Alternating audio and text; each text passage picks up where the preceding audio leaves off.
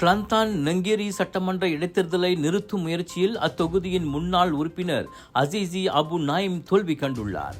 இடைத்தேர்தலை அறிவித்துள்ள தேர்தல் ஆணையத்தின் முடிவுக்கு எதிராக இடைக்கால தடை உத்தரவு விதிக்க கோரி அவர் செய்திருந்த மனுவை கோலாலம்பூர் உயர் நீதிமன்றம் தள்ளுபடி செய்தது.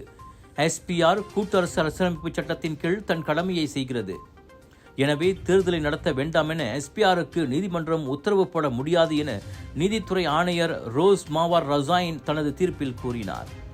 பெர்சத்து கட்சியில் தனது உறுப்பியம் ரத்தாகி அதையடுத்து சட்டமன்ற தொகுதியும் காலியானதாக அறிவிக்கப்பட்டதை எதிர்த்து அசீசி இவ்வார தொடக்கத்தில் நீதிமன்றத்தில் மனு செய்திருந்தார்.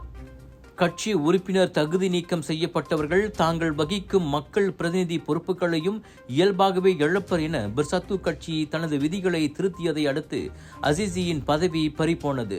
குவாம் முசாங் நாடாளுமன்ற உறுப்பினருமான அசீசி கட்சிக்கு விசுவாசமாக இல்லாமல் பிரதமர் ஸ்ரீ அன்வார் இப்ராஹிமுக்கு ஆதரவளித்ததால் பெர்சத்து உறுப்பியத்தை இழந்த 6 நாடாளுமன்ற உறுப்பினர்களில் ஒருவராவார்.